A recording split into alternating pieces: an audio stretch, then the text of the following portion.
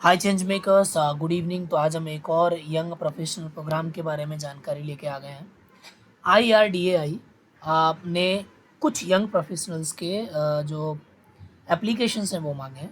तो Indian insurance sector में IRDAI को आप जानते हो, इंश्योरेंस रेगुलेटरी अथॉरिटी है। तो हम लोग समझते हैं 75,000 का रिमनरेशन है। और उनको एलिजिबिलिटी क्राइटेरिया हम लोग डिटेल में समझेंगे। यहाँ पे एज होगा 30 ईयर्स, मोर इससे ज़्यादा नहीं होना चाहिए लास्ट डेट को। सो यंग प्रोफेशनल्स कई स्ट्रीम में हैं इनके। पहला डोमेन है इनका फाइनेंस और इन्वेस्टमेंट। जाहिर सी बात है, इंश्योरेंस कंपनी है तो इसी तरीके के स्ट्रीम भी होंगे। तो कुछ और अलग स्ट्रीम है। फाइनेंस और इन्वेस्टमेंट के स्ट्रीम की अगर हम लोग बात करें तो इसमें जो एजुकेशन क्वालिफिकेशन है वो आपकी पोस्ट ग्रेजुएट क्वालिफिकेशन होना चाहिए। डिग्री या 2 साल का आपका डिप्लोमा, स्पेशलाइजेशन आपका फाइनेंस में हो। ठीक है। 55% आपका एग्रीगेट होना चाहिए CGPA। या चार्टर्ड अकाउंटेंट हो आप, कंपनी सेक्रेटरी हो, मैनेजमेंट अकाउंट हो, या फिर सक्सेसफुली कंप्लीट कर लिया हो आपने 3 लेवल चार्टर्ड फाइनेंस अकाउंट का। 10 पोजीशंस है। डिज़ायरेबल क्राइटेरिया मतलब जो एसेंशियल है, उसके अलावा डिज़ायरेबल क्राइटेरिया ये है कि जो जिनके पास फाइनेंशियल सेक्टर का वर्क एक्सपीरियंस होगा उनको प्रेफरेंस दिया जाएगा। 10 जो यंग प्रोफेशनल्स हैं वो लॉ के लिए हैं। टोटल 30 यंग प्रोफेशनल्स का इनका पोजीशन है। सो 10 फाइनेंस, 10 लॉ और 10 टेक्नोलॉजी। लॉ वाले हैं, बैचलर डिग्री होना चाहिए आपका लॉ में फ्रॉम किसी भी रिकॉग्नाइज यूनिवर्सिटी। 55% एग्रीगेट आपका मार्क्स होना चाहिए CGPA। प्रीफरेंस उनको दिया जाएगा जिनका कि बैचलर डिग्री लॉ में कंप्लीट करने के बाद इंश्योरेंस सेक्टर में अगर एक्सपीरियंस है तो। टेक्नोलॉजी की अगर हम बात करें तो कोई भी फेलो एस्पिरेंट जिन्होंने कि एक रिकॉग्नाइज्ड और रेप्यूटेड यूनिवर्सिटी से अपना डिग्री लिया हो।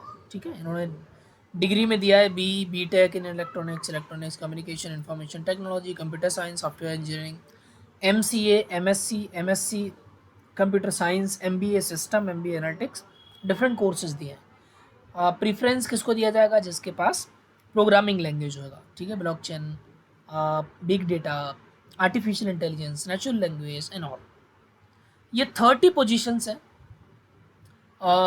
इसमें से all the candidate are expected to be adapted information technology tools like basic ICT के जो स्किल्स हैं आपके, कंप्यूटर आना चाहिए, MS वर्ड आना चाहिए, PPT आना चाहिए, ईमेल, इंटरनेट, ये सारी चीज़ें आपको आना चाहिए।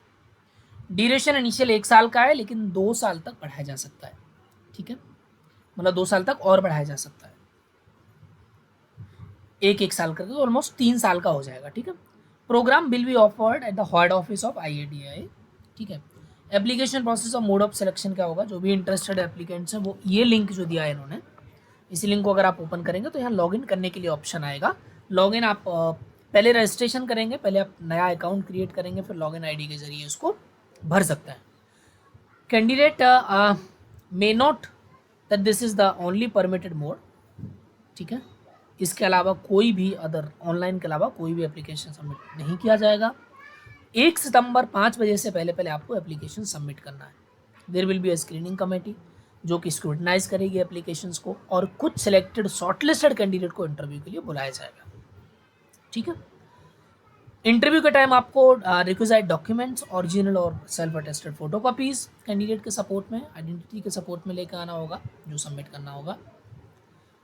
Their candidates will be considered on the strength of the information declared in the application और supporting document जो आप दिखाओगे। ठीक है, जो सिलेक्टेड होंगे उन्हीं को इंटीमेट किया जाएगा, यानी बताया जाएगा। स्क्रीनिंग कमेटी के पास कोई भी क्वेरी एंटरटेन करने का कोई भी डिसीजन वो ले सकता है। 75,000 पर मंथ का स्टाइपेंड है, जैसे मैंने आपको बोला। अलग टैक्स कटना वटना वो सारी चीज़ें अलग से आपको कट सकते हैं। 10% का TDS ऑलमोस्ट कटता है। IIDI will provide office space, internet connectivity और अदर सपोर्ट फैसिलिटीज़। एकोमोडेशन आपको खुद का करना पड़ेगा। बाकी जो डिटेल्स है वो आप पढ़ सकते हो। प्रोजेक्ट डिलीवरेबल्स जो हैं वो पढ़ना इसीलिए ज़रूरी है क्योंकि इंटरव्यू में आपको समझना पड़ेगा इसको।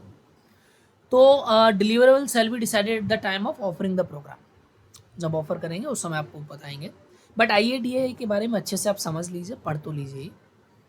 हेड ऑफ द डिपार्टमेंट को आप रिस्पॉन्ड करेंगे। कोड ऑफ कंडक्ट इन्होंने डिटेल में दिया हुआ, उसको आप पढ़ सकते हो अपने से। वर्किंग आवर जो भी एक गवर्नमेंट का वर्किंग आवर होता है वो है। मॉडिफिकेशन, सस्पेंशन, बाकी सारी चीज़ें आप डिटेल में भर सकते हो।